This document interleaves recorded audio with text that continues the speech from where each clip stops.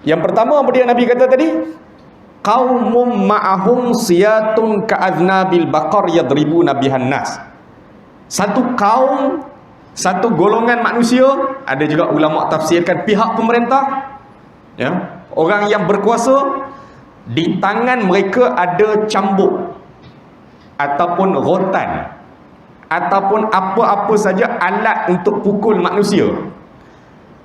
Ka'adnabil baqar, seperti ekor sapi, ekor lembu. Kenapa Nabi sebut begitu? Sebab kebiasaannya zaman dulu orang nak pukul orang ni dia guna kalau tuan-tuan tengok dalam cerita-cerita lama dululah. Cerita-cerita lama kan jenis rotan ni jenis rotan macam ekor lembu tu lah. Jenis rotan dia naik balik jentak tu. Dia naik balik. Sekarang mungkin kayu kan, mungkin besi, apa saja untuk memukul manusia tanpa kesalahan. Kalau pukul manusia buat salah tu cerita lain lah. Dalam penjara ke, hukuman dalam Islam ke, ada sebatan, tu cerita lain lah. Ni buat zalim pada orang, ada alat di tangan mereka untuk pukul manusia. Nabi sebut alat tu macam mana? Seperti ekor sapi, ekor lembu. Kerana zaman tu biasanya pukul orang alat macam tu. Kalau hari ni apa-apa sajalah alat yang digunakan untuk pukul manusia.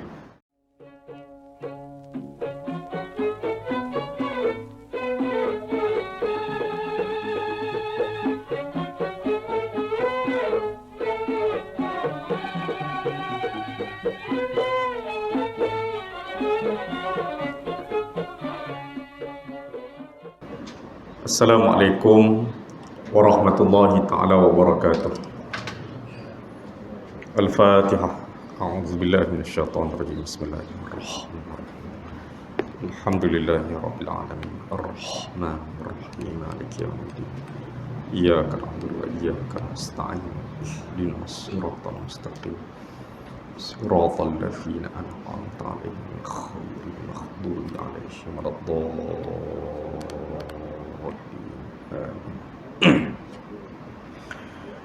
Alhamdulillahi rabbil alamin. Wassalatu wassalamu ala asyrafil anbiya'i wal mursalin wa ala alihi wa ashabihi ajma'in. Rabbi shrah li sadri wa yassir li amri wahlul 'uqdatam min lisani yafqahu qawli. Subhanaka la ilma lana illa ma 'allamtana innaka antal alimul hakim. Wala hawla wala quwwata illa billahil aliyyil azim. Wala hawla wala quwwata illa billahil aliyyil azim. Wala hawla wala quwwata illa billahil aliyyil azim. Amma ba'd. Yang mulia Tuan Imam, pengurusi surau dan seluruh ahli jawatan kuasa, para ustaz, ustazah, tuan-tuan haji, puan-puan hajah, muslimin dan muslimat, hadirin sidang jemaah yang dirahmati Allah Ta'ala sekalian. Alhamdulillah, kita panjatkan setinggi-tinggi kesyukuran kepada Allah Subhanahu wa Ta'ala kerana dengan limpahan rahmat dan kurniaan daripadanya kita berpeluang untuk sama-sama hadir pada malam yang berbahagia ini bagi mengikuti kuliah maghrib dui mingguan setiap hari Selasa yang pertama dan Selasa yang ketiga pada setiap bulan, untuk sama-sama kita mengikuti pengajian hadis Nabi SAW menggunakan kitab 40 hadis peristiwa akhir zaman yang disusun oleh almarhum Syekh Ahmad Fahmi bin Zamzam, ataupun gelarannya Abu Ali Al-Banjari An-Nadwi Al-Maliki.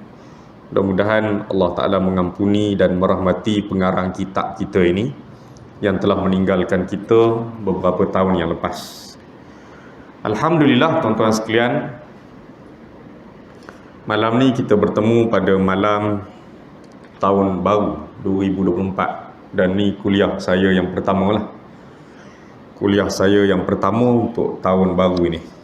Semoga Allah Ta'ala menerima segala amal ibadah yang kita lakukan pada tahun-tahun sebelum ini dan memberikan kemudahan kepada kita untuk melakukan amal ibadah pada tahun-tahun berikutnya, insya-Allah. Tuan-tuan sidang jemaah sekalian, kita telah selesai mengikuti sebanyak 14 buah hadis. Dan malam ni kita akan masuk hadis yang ke-15. Betul lah? Hadis yang ke-15 Betul. Saya ada 45 surau, 45 masjid. Saya kuliah pakai kitab ni, kadang-kadang saya tertukar masjid ni berhenti setakat mana. Ada dalam jadual tu, kadang ada terlepas pandang. Jadi malam ni kita sambung hadis yang ke-15, muka surat 39. Hadis yang ke-15 iaitu hadis berkaitan dengan dua golongan yang akan menjadi penghuni neraka. Dua golongan yang akan menjadi penghuni neraka. An Abi Hurairah radhiyallahu anhu qala Rasulullah sallallahu alaihi wasallam, sinfani min ahlin nar lam arahuma, qaumun ma'ahum siyatun ka'adhnabil baqar yadribuna bihan nas wa nisaun kasiyatun ariyatun mumilatun ma'ilatun ru'usuhunna ka'asnimatil bukhtil ma'ilah la yadkhulnal jannah wa la yajidna rihaha wa inna rihaha la yujadu min masirati kadza wa kadza. Sadaqa Rasulullah sallallahu alaihi wasallam au kama qala. Rawahu Muslim. Maksudnya, daripada Abu Hurairah radhiyallahu anhu, dia berkata, Rasulullah sallallahu alaihi wasallam telah bersabda, ada dua golongan yang akan menjadi penghuni neraka. Kedua-duanya belum pernah aku lihat. Maksudnya tak ada di zaman Nabi itu.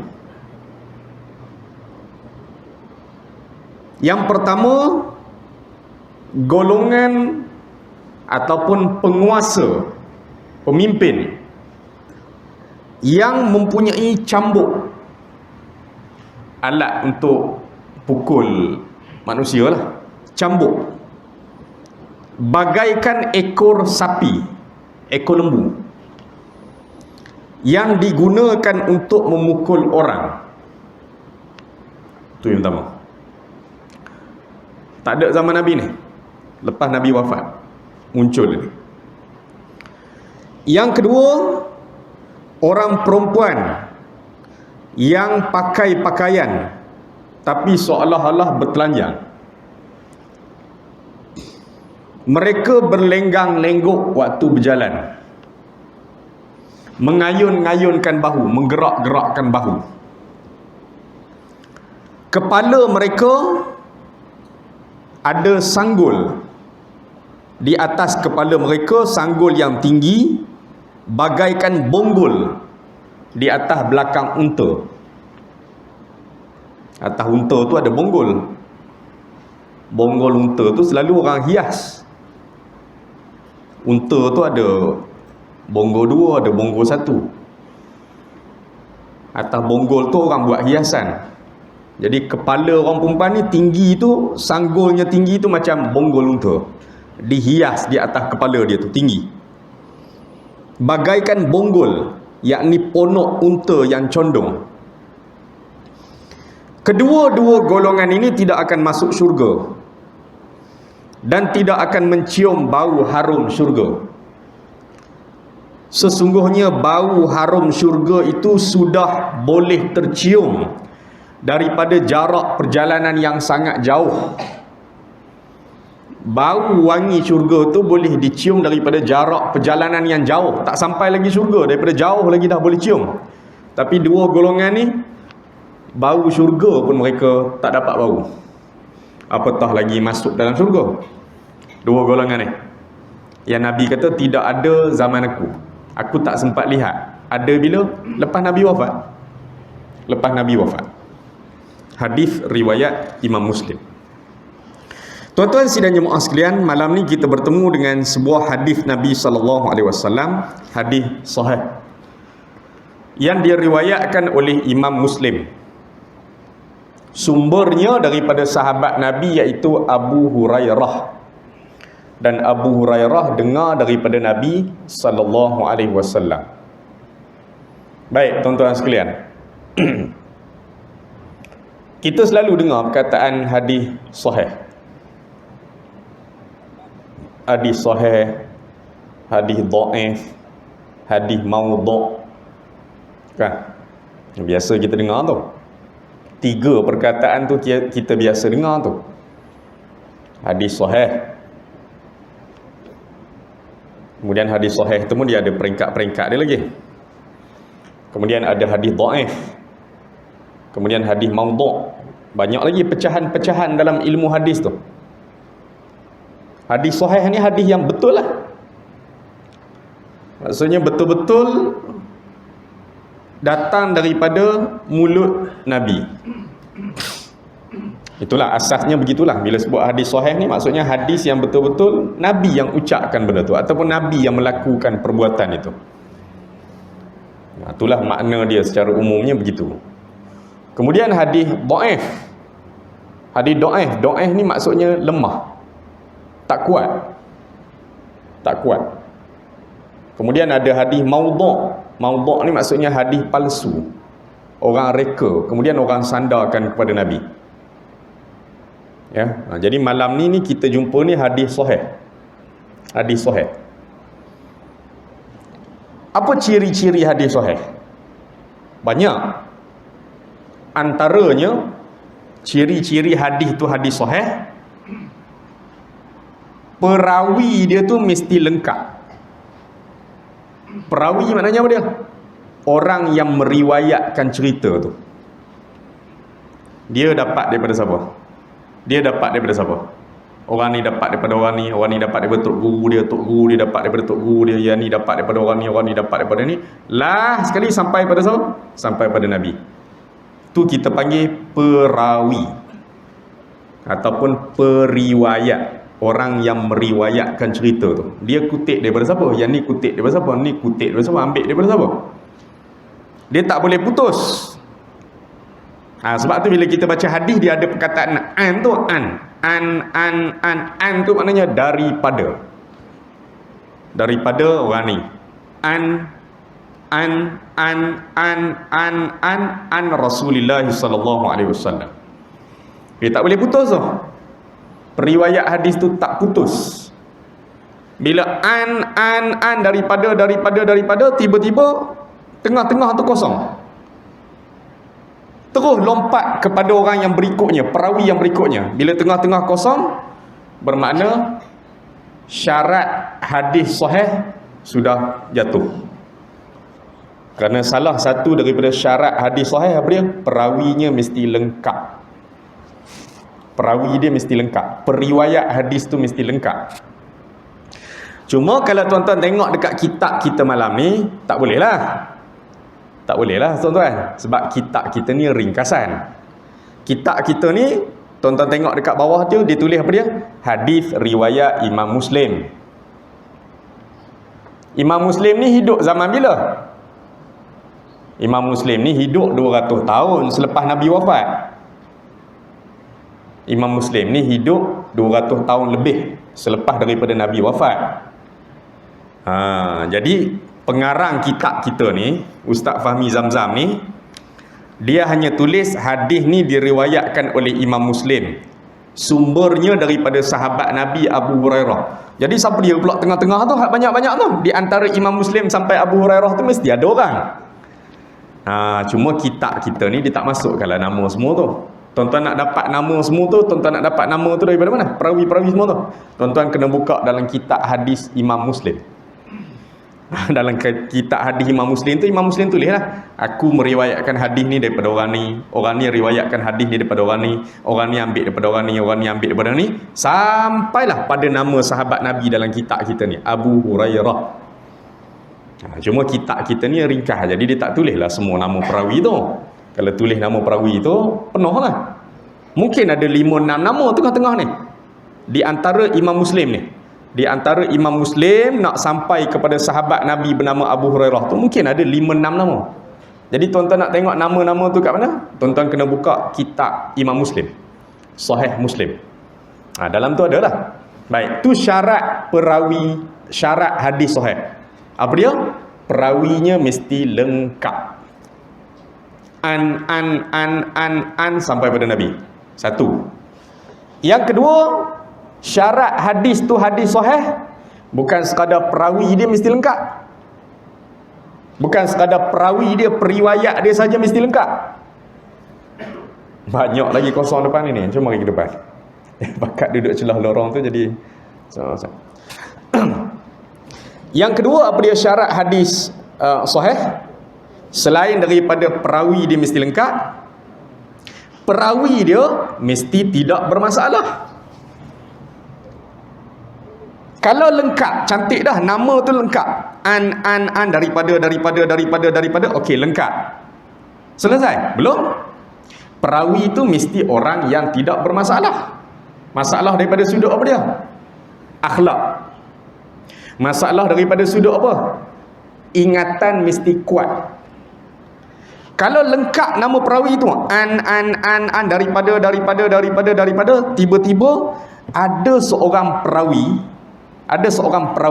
seorang yang meriwayatkan hadis Nabi ni, ulama-ulama yang hidup satu zaman dengan dia bagi tahu dia ni masalah apa dia?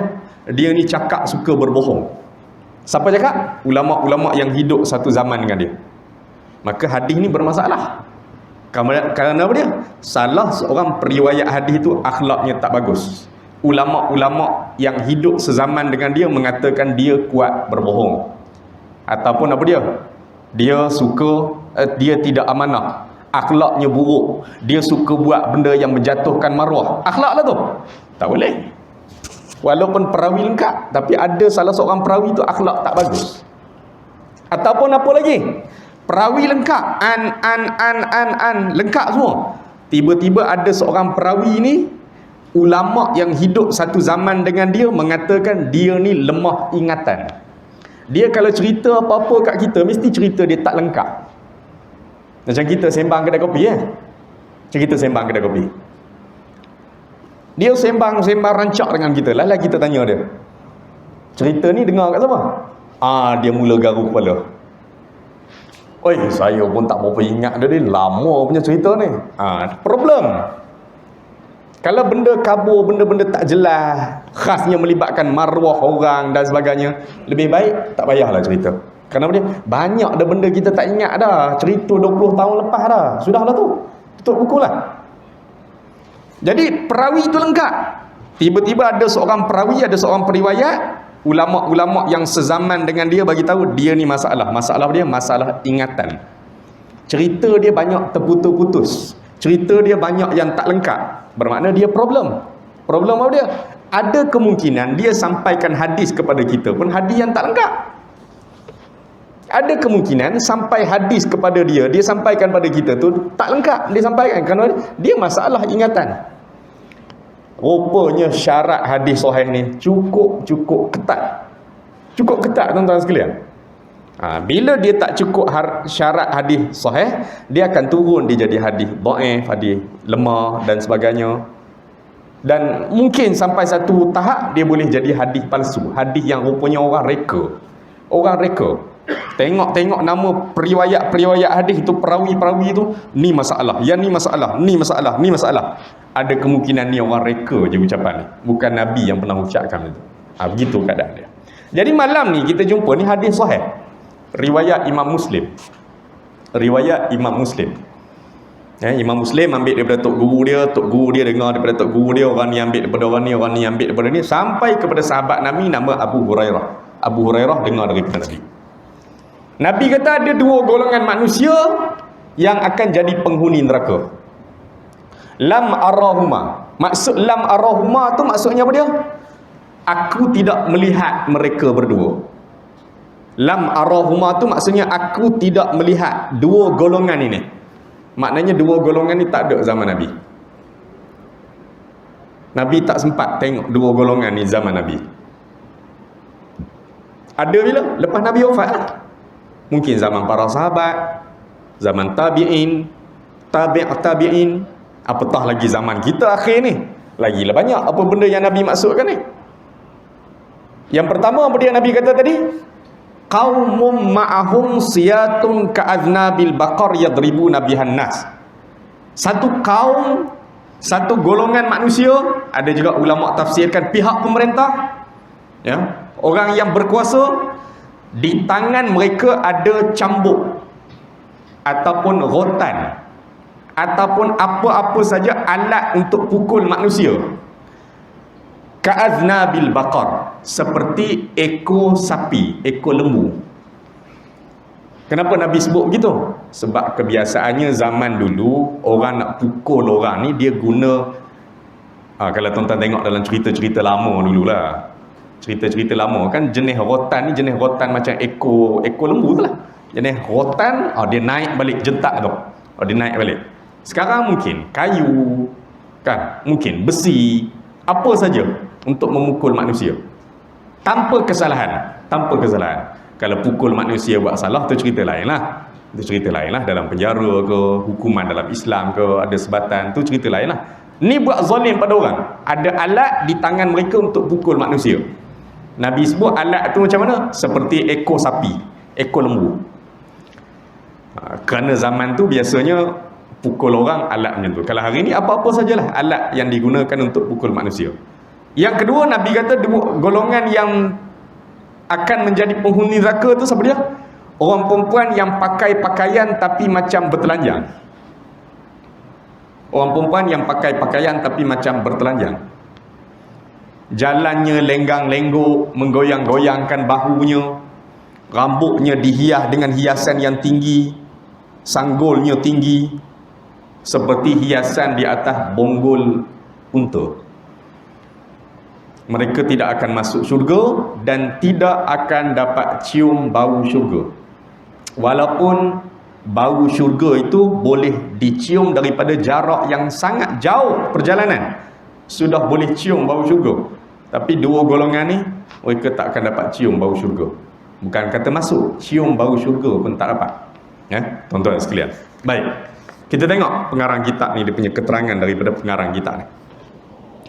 Kata pengarang kitab ni, dia kata kebenaran sabda Rasulullah sallallahu alaihi wasallam ini dapat kita lihat daripada keadaan masyarakat pada hari ini. Kerana Nabi sebut lam arahuma, aku tidak melihat mereka. Maksudnya Nabi tak sempat tengok dua golongan ni. Ada golongan yang sesuka hatinya sahaja memukul orang lain dengan cambuk. Kalau cambuk lah, rotan lah, apa saja alat yang guna untuk pukul orang. Alat yang digunakan untuk memukul orang dengan kezaliman. Orang tak ada buat salah apa pun, orang tak ada buat salah apa pun, kita buat jahat pada dia, pukul dia. Ada sebahagian ulama sebut maksud apa yang dimaksudkan oleh Nabi ni pihak penguasa, pemerintah yang suka sebat orang, pukul orang ramai, pukul rakyat, tanpa ada kesalahan. Berlakulah di seluruh dunia di zaman moden pada hari ni, pukul orang ramai tanpa ada buat salah dan sebagainya. Baik. Pernah berlaku di zaman dulu sampai zaman moden pada hari ni. Ulama-ulama yang merengkuk masuk dalam penjara di zaman kerajaan-kerajaan Islam dulu, Imam Ahmad bin Hanbal, Imam Malik, mereka pernah disebat, dipukul oleh pemerintah-pemerintah di zaman mereka kerana banyak fatwa mereka, pandangan mereka yang tak sama dengan kehendak pemerintah. Akhirnya kerana ketegasan mereka, mereka dihumban masuk dalam penjara, disebat, dipukul. Bahkan ada yang terbunuh kerana penyiksaan dalam penjara. Ya. Baik. Apa saja? Ya, sama ada alat tu berbentuk seperti ekor sapi ke apa ke tak kira lah, yang digunakan untuk memukul manusia sesuai dengan keadaan pada hari inilah. Mereka bertindak dengan hukum rimba. Ya. Kita tengok orang kena pukul kan. Baik, banyak tempat hari ini demonstrasi di banyak tempat di negara-negara Arab, negara bukan Arab. Rakyat menuntut hak, keluar beramai-ramai, akhirnya disepak, diterajang, dipukul. Nabi kata ni la yadkhulna jannah, mereka tak masuk syurga dan takkan cium bau syurga. Yang kedua, siapa lagi yang tak masuk syurga dan tak cium bau syurga ni? Nabi kata orang perempuan yang berpakaian tapi seolah-olah bertelanjang. Orang perempuan yang pakai pakaian tapi kita tengok macam telanjang. Kadang-kadang bertudung tapi kita tengok dia punya seluar dia, kain dia, baju dia bertudung kadang-kadang. Jadi kadang-kadang sampai hilang harga diri ataupun mahalnya nilai tudung tu jadi hilang. Orang tengok dia tudung, seluarnya, bajunya cukup selekeh orang tengok. Ya. Apa dia syarat tutup aurat dalam Islam? Orang lelaki ada aurat dia, perempuan ada aurat dia. Jangan bila sebut aurat je nampak orang perempuan saja. Orang lelaki pun ada aurat dia juga. Aurat ni terjemah bahasa Melayu maknanya apa dia? Keaiban. Keaiban. Aib, benda yang memalukan, yang orang lain tak boleh tengok. Kecuali orang tertentu saja kita boleh tunjuk, boleh tengok. Itu makna aurat. Aurat ni maksudnya keaiban, benda-benda yang memalukan, tak selayaknya kita tunjuk pada orang lain. Jadi aurat bukan masalah orang perempuan saja, orang lelaki pun ada aurat dia juga, perempuan pun ada aurat dia juga. Cuma Allah Ta'ala buat perbezaan. Islam buat perbezaan. Aurat orang lelaki banyak ni, aurat orang perempuan banyak ni.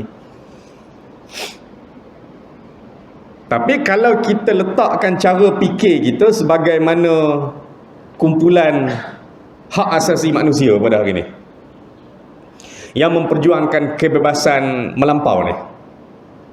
Di Malaysia ni ada kumpulan Sister ni Islam. Nama kumpulannya ada berkaitan Islam.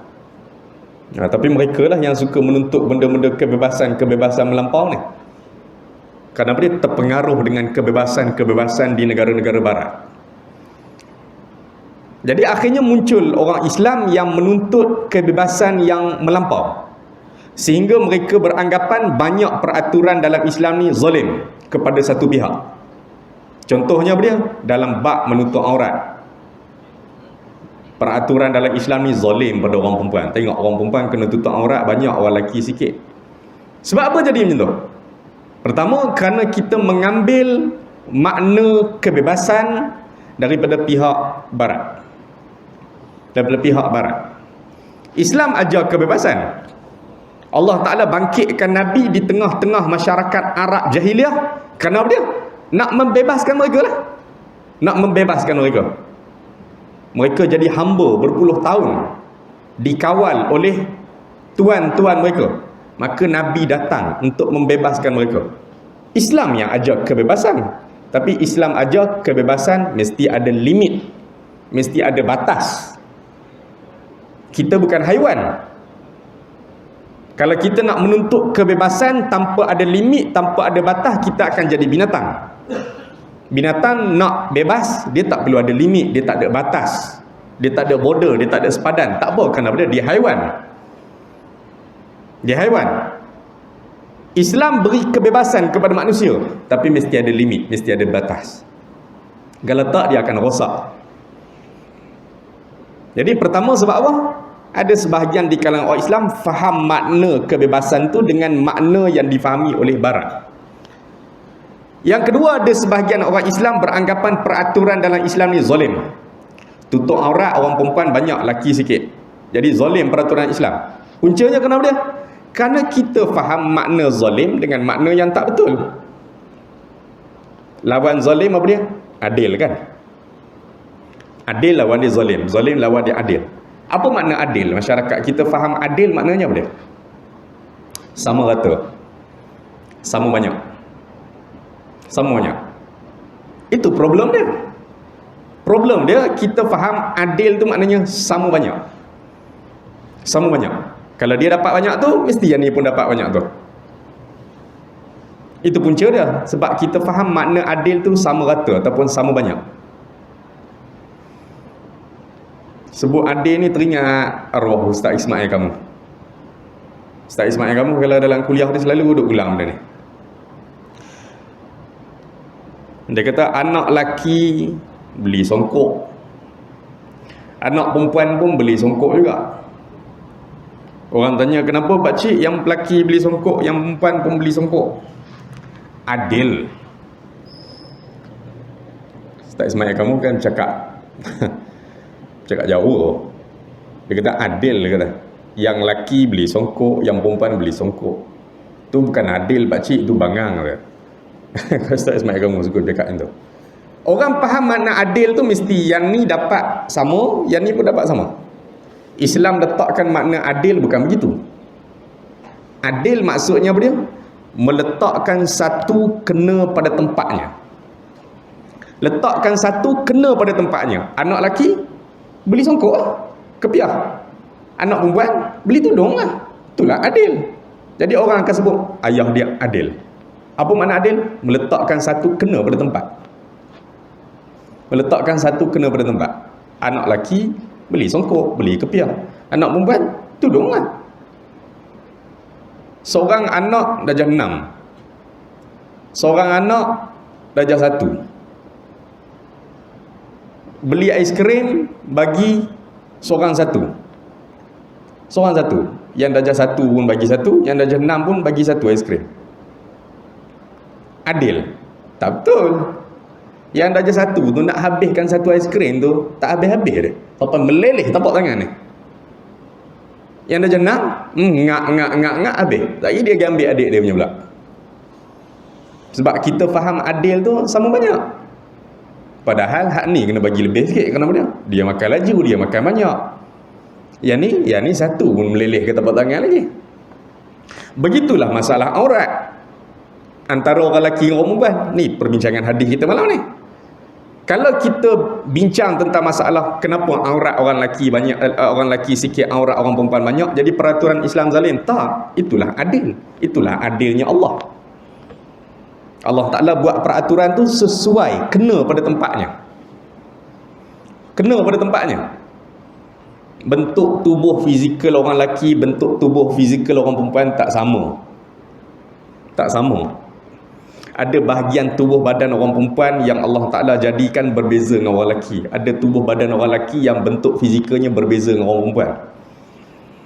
Maka Allah Ta'ala letakkan kemuliaan orang perempuan, ada bahagian-bahagian dia kena jaga sungguh-sungguh. Kerana ni bahagian-bahagian yang menjadi tarikan pada orang lelaki.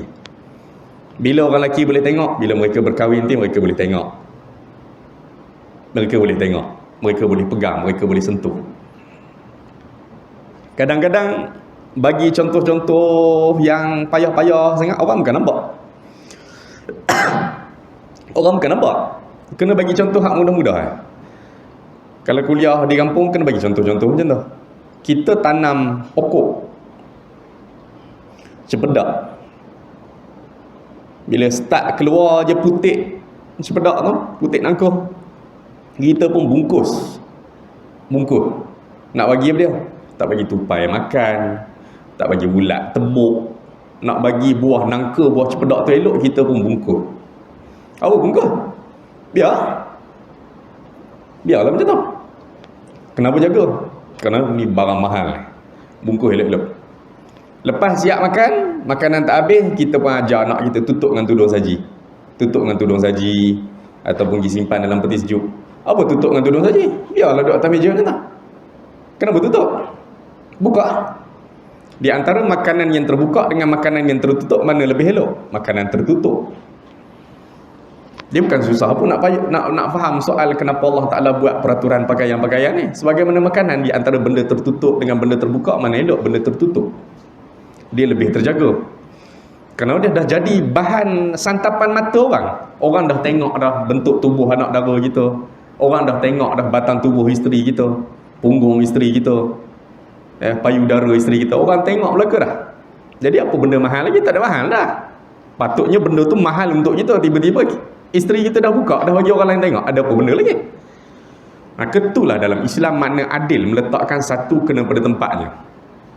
Apa dia syarat tutup aurat? Baik orang lelaki ke orang perempuan. Orang lelaki daripada pusat sampai ke lutut dia kena tutup.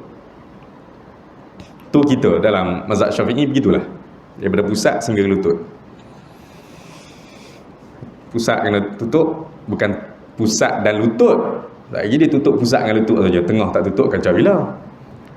Pusat sampai ke lutut, bukan pusat dan lutut. Oh, naya kalau dia tutup pusat dengan lutut saja. Tok Imam buat macam tu kacau kita naik motor. Pusat sampai ke lutut. Orang perempuan keseluruhan tubuh badan dia, kecuali muka dengan tapak tangan. Muka dengan tapak tangan. Orang perempuan yang buat kerja, itu ada perbahasan ulama. Orang perempuan yang dia buat kerja, masak, membasuh, yang dia banyak gunakan tangan dia dan sebagainya, itu ada pandangan ulama tentang dia boleh buka sikit sekadar keperluan untuk dia buat kerja dan sebagainya. Itu ada perbincangan lah, tak apalah. Asasnya begitulah. Asasnya begitu. Apa dia syarat tutup aurat? Yang pertama, tutup anggota badan yang Allah Ta'ala suruh tutup. Yang kedua, syarat tutup aurat apa dia? Mesti longgar. Mesti longgar. Hari ni ada orang tutup elok dah, cantik dah tutup semua anggota tu, ketat pula dah, sampai kita tengok tu nampak luar tu, nampak kesan tu, tutup elok dah, tak longgar, ketat. Yang kedua, yang ketiga, syarat yang ketiga apa dia? Tidak boleh jarang sehingga nampak warna kulit. Itu syarat tutup aurat. Tutup anggota yang Allah Ta'ala minta tutup, longgar dan tidak nampak warna kulit. Tak kira lah hari kahwin ke, hari tak kahwin ke, baju pengantin ke, baju orang biasa ke, tak kira lah. Kadang-kadang baju tu hampa orang lalu belakang tu nampak tali baju dalam, nampak seluar dalam, seluar pelik pakaian macam tu. Jadi Nabi kata akan muncul satu zaman orang perempuan yang pakai pakaian macam telanjang. Kita nak kata dia telanjang, ada pakaian. Nak kata telanjang, dia pakai pakaian. Nak kata dia pakai pakaian, nampak habis semua benda dalam. Nabi kata la yadkhulna jannah, mereka tak akan masuk syurga, wala yajidna rihaha, dan mereka tidak akan cium bau syurga. Walaupun jarak bau syurga tu boleh dicium daripada jarak yang sangat jauh. Bukan sekadar Nabi sebut mereka pakai pakaian tapi seolah-olah bertelanjang, tapi cara berjalan pun satu hal juga. Nabi kata mereka melenggang-lenggokkan bahu mereka. Jalan tu ada gaya dia tu, lenggang-lenggok dengan punggung dia, pergerakan tu seronok, orang tengok tu seronok. Orang tengok seronok. Dia pakai hak pelik-pelik ni sebab seronok orang tengok. Sebab seronok orang tengok. Kalau orang tengok dia, orang buat tak tahu, dia pun tak jadi. Tapi kerana ada mata seronok tengok, ada mata seronok tengok. Yang Nabi sebut amrad, laki-laki yang ada penyakit, yang seronok tengok gaya bahunya, pergerakan punggungnya. Baik. Kemudian Nabi kata apa dia lagi? Sifat dia yang ketiga, atas kepala ni ada hiasan pula. Dia buat hiasan-hiasan yang tinggi-tinggi ni. Kadang-kadang tu nak masuk kereta tu kena tolong tekan kepala dia bagi tunduk dulu baru boleh masuk kereta tu. Hiasan yang tinggi-tinggi seperti mana hiasan di atas bonggol unta. Maksudnya kalau mahu dikatakan pakaian pun boleh kerana masih ada secarik kain di atas badannya, dan kalau mahu dikatakan bertelanjang pun boleh kerana walaupun berpakaian tapi hanya dengan secarik kain sahaja, dan anggota tubuh yang lain semua dibuka, maka samalah dengan bertelanjang. Ataupun dia berpakaian dengan pakaian yang sangat tipis sangat. Ada pakaian tapi nipis sangat sehingga memperlihatkan warna kulit dan menampakkan bentuk tubuhnya, bentuk auratnya. Kemudian berjalan sambil berlenggang-lenggok dengan sanggul besar, hiasan di atas kepala dia seperti ponok unta, bonggol unta tu. Bonggol unta tu kalau di negara Arab, orang tunggang unta tu orang letak macam tempat duduk tu ada pondok. Bolehlah orang duduk atas tu, puteri-puteri raja ke cerita zaman dulu kan duduk atas bonggol unta tu, dia ada pondok dia, hiasan dia. Bila dia berjalan dia macam tu. Dia bergerak atas kepala, atas belakang unta tu macam tu. Pondok atas belakang unta tu dia akan goyang macam tu. Macam itulah kepala dia bila berjalan. Nabi kata seperti pondok unta. Kedua-dua golongan ini tidak akan masuk syurga dan tidak akan dapat mencium baunya, walaupun semerbak harum syurga itu telah tercium daripada jarak perjalanan 500 tahun sebelum sampai kepadanya. Sebagian ulama sebut 500 tahun sebelum sampai ke syurga tu dah boleh cium bau syurga. Ni kelebihan orang yang Allah Ta'ala anugerahkan syurga. 500 tahun sebelum sampai ke syurga dia dah dapat cium bau syurga. Tapi orang yang dua golongan yang Nabi sebut, aku tak melihat mereka ni, tak ada pada waktu zaman Nabi ni. Mereka ni bukan kata tak dapat masuk syurga, bau syurga pun mereka tidak dapat. Mudah-mudahan Allah Ta'ala lindungi kita. Lindungi kita dalam hal soal pakaian, soal kezaliman kepada pihak lain dan sebagainya. Mudah-mudahan Allah Ta'ala lindungi kita lah sebaik mungkin. Jadi aturlah sebaik mungkin soal pakaian anak kita, ahli keluarga kita, ya. Berilah nasihat, bimbingan sebaik mungkin. Kerana kita bertanggungjawab tu. Kullukum ra'in wa kullukum mas'ulun ar-ra'iyatih war-rajulu ra'in wa mas'ulun ar-ra'iyatih. Nabi kata setiap kamu adalah pemimpin dan setiap pemimpin akan disoal tanggungan di bawahnya. Seorang lelaki itu adalah pemimpin dan dia akan disoal tentang tanggungan di bawahnya. Nabi sebut dalam hadis itu. Baik, kita ambil satu lagi akhir sekali. Hadis yang ke-16. Zaman orang tak peduli daripada mana mendapatkan harta. Ya, hadis yang ke-16. Zaman orang tak peduli daripada mana mendapatkan harta. An Abi Hurairah radhiyallahu anhu qala Rasulullah sallallahu alaihi wasallam ya'ti 'alan nas zamanun ma yubali ar-rajulu min aina asaba al-mal min halalin aw haramin. Rawahu An-Nasa'i. Daripada Abu Hurairah radhiyallahu anhu dia berkata, sabda Rasulullah sallallahu alaihi wasallam, akan datang suatu zaman di mana seseorang tidak mempedulikan daripada mana dia mendapatkan harta. Apakah daripada sumber yang halal ataupun daripada sumber yang haram. Hadis riwayat Imam Nasa'i. Akan muncul zaman tu. Nabi kata akan muncul satu zaman, akan datang satu zaman seseorang itu tak peduli daripada mana sumber hartanya, dapat daripada mana. Halal ke haram tak peduli, yang penting duit dapat. Yang penting untung. Duit masuk, bulan-bulan dapat, hari-hari dapat. Halal haram cerita nombor 2. Penting boleh makan, boleh minum. Hadis riwayat Nasa'i. Akan muncul zaman. Pertama, mungkin kerana zaman tu susah nak cari duit. Zaman susah nak cari duit, menyebabkan orang fikir apa benda boleh buat duit, tak kira lah, ikut mana pun, hentam je lah. Satu. Yang kedua, mungkin juga zaman tu orang tak peduli lagi rezeki ni daripada halal ke haram. Kerana dia orang dah tak peduli soal hukum hakam dalam urusan agama. Orang dah tak peduli lah soal hukum hakam agama. Ya, tu beberapa kemungkinan. Sama ada zaman tu susah sangat nak cari duit sampai terpaksa pilih jalan haram, ataupun memang zaman tu zaman orang tak peduli masalah hukum hakam ni. Tak peduli masalah hukum hakam. Yang penting duit bertambah banyak, ya. Makan bertambah mewah. Sumber mana tak payah peduli. Zaman sekarang ni merupakan zaman ketandusan rohani. Zaman ni zaman ketandusan rohani. Roh, jiwa dalam ni kosong. Dalam ni banyak kosong. Dan zaman ni zaman materialisme, zaman kebendaan.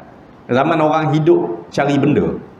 Cari benda sampai tak sempat nak isi roh dengan ilmu, pengajian, pendidikan, nak perbaiki diri. Tak sempat, orang tak sempat nak fikir. Zaman hari ni zaman orang kejar cari benda. Nak meneruskan kelangsungan hidup ni orang kejar cari benda sampai tak sempat nak isi dalam. Roh tak sempat nak diisi. Tak payah cerita benda sunat. Kadang-kadang semayang 5 waktu pun tak cukup. Punya sibuk tu kadang-kadang sampai semayang 5 waktu tu pun tak cukup. Semayang sunat, puasa sunat, baca Quran, benda sunat tu tak payah cerita lah. Memang tak ada nak buat dah. Benda wajib pun kadang-kadang tak sempat dah nak buat. Tak sempat dah nak buat benda wajib. Kerana ni zaman orang kejar benda ni. Kejar benda. Segala sesuatu dinilai dengan harta. Hari ni kita tengok orang pun kita akan tengok ni orang jenis berduit ke tak berduit. Kita menilai orang harta tak peduli dia akhlak bagus ke tak, siapa dia boleh bagi duit ke kita. Siapa boleh kenyangkan perut kita. Hari ni kan zaman orang menilai tu menilai daripada sudut harta. Ramai orang mencakar untuk memperolehi sebanyak mungkin harta kekayaan. Kau orang lain kadang-kadang sama-sama adik-beradik putus hubungan kerana apa dia? Benda. Sama adik-beradik bertahun-tahun tak cakap tu kerana benda. Elok mak ayah meninggal, adik-beradik pun terus putus hubungan. Kerana dia berebut benda. Kerana berebut benda. Waktu mak ayah ada tu tahan lagi. Tahan. Elok mak ayah tak ada dah, putus hubungan adik-beradik. Mereka tidak mempedulikan daripada mana datangnya harta. Apakah daripada sumber yang halal atau daripada sumber yang haram. Kadang-kadang berebut duit anak yatim. Si mati tu ada anak kecil lagi, anak yatim, berebut nak ambil. Yang penting harta dapat dikumpulkan sebanyak-banyaknya untuk memenuhi kehendak nafsu ataupun untuk mengikuti kemahuan isteri, anak-anak, keluarga. Sebab kadang-kadang isteri duk banding kita dengan orang lain kan. Oh, tengok dia boleh beli benda tu, takkan abang tak boleh beli. Anak pula cakap, ayah anak orang tu, ayah dia boleh beli benda ni, takkan ayah tak boleh beli. Jadi kadang-kadang kerana nak ikut kemahuan isteri, anak-anak, keluarga, ataupun kerana nak meraihkan mulut orang cakap ni, akhirnya kita sanggup cari duit melalui jalan yang haram. Kerana boleh nak tunjuk kita pun ada duit juga, nak tunjuk kita pun ada. Kerana dia nak meraihkan mulut orang cakap. Kita lebih memikir mulut orang cakap daripada peraturan yang agama tetapkan. Dia akan muncul zaman seperti itu. Sampai satu tahap orang tak peduli dah duit itu halal ke haram, sumbernya datang daripada mana, tak peduli dah. Sebab tu sebelum ni kita ada baca hadis Nabi SAW. Nabi kata tidak akan berganjak kaki seseorang hamba di hadapan Tuhannya pada hari akhirat kelak, melainkan setelah dia disoal 4 pertanyaan. Tidak akan berganjak kaki seseorang hamba di hadapan Tuhannya pada hari akhirat kelak, melainkan setelah dia disoal 4 pertanyaan. Pertama, Allah Ta'ala akan tanya, umur habis untuk apa? Umur habis untuk apa? Umur panjang tu habis untuk apa? Ni kena jawab dulu. Yang kedua, ilmu dimanfaatkan bagaimana? Ilmu ada tu guna tak? Ilmu kita ada ni, manfaatkan ataupun tak? Yang ketiga, tentang harta. Tentang harta Nabi kata Allah Ta'ala akan tanya 2 soalan. Dapat daripada mana? Dapat daripada mana? Dan guna ke mana? Dapat daripada mana dulu? Baru Allah Ta'ala tanya gunanya ke mana. Dan yang keempat, Allah Ta'ala tanya kita soalan tentang tubuh badan kita ni, kita gunakan untuk apa? Sihat, elok, tubuh badan, tulang 4 kerat ni kita habiskan untuk apa tu? Tubuh badan elok ni. Harta Allah Ta'ala tanya 2 soalan. Dapat daripada mana, guna ke mana. Sebab tu Imam Al-Ghazali rahimahullah, dia kata manusia dalam bab harta ni ada 4 golongan. Manusia dalam bab harta ni ada 4 golongan, 4 kategori. Ada orang dapat harta daripada jalan yang halal, belanja pun ke tempat yang halal, kerja elok, susah payah apa semua, dapat duit, belanja pun ke tempat halal. Yang kedua, kata Imam Ghazali, ada orang yang dapat sumber rezeki daripada jalan yang halal, belanja ke tempat yang haram, susah payah cari duit apa semua, akhirnya habis ke tempat yang tak sepatutnya. Yang ketiga, ada orang yang dapat sumbernya, hartanya daripada sumber yang haram, pergi belanja ke tempat yang halal, cari duit tempat haram, untung, meniaga benda haram, akhirnya belanja kawan makan, minum kedai kopi, dapat untung banyak, pergi sedekah kat masjid. Dan yang keempat, ada orang dapat harta daripada sumber yang haram, belanja pun ke tempat yang haram juga. Sumber yang haram, belanja pun ke tempat yang haram. Ni kita dalam urusan harta. Maka sebab tu setiap harta yang ada pada kita ni Allah Ta'ala akan hisap pada hari akhirat kelak. Setiap harta yang ada pada kita ni Allah Ta'ala akan hisap pada hari akhirat kelak. Sumbernya daripada mana? Kemudian digunakan ke mana? Sumber datang daripada mana? Guna ke mana? Sebab tu dalam Islam ni ada konsep membersihkan harta. Ada sedekah, ada zakat. Kadang-kadang ada benda yang kita terlepas pandang. Kita terlepas pandang, bukan kita nak cari duit haram. Kadang-kadang ada benda termasuk juga dalam harta kita yang tak jelas, entah datang daripada mana. Maka selain daripada minta ampun pada Allah dan sebagainya, salah satu daripada Islam ajar pada kita cara bersihkan harta, ada bahagian keluarkan sikit supaya bersih harta tu daripada benda-benda yang tak jelas dan sebagainya. Islam ajar kaedah-kaedah tu. Tuan-tuan sidang jemaah yang dirahmati Allah Ta'ala sekalian, untuk malam ni cukup 2 buah hadis yang kita boleh ambil pelajaran untuk diri saya dan tuan-tuan sekalian. Hadis yang ke-15 tentang 2 golongan penghuni neraka.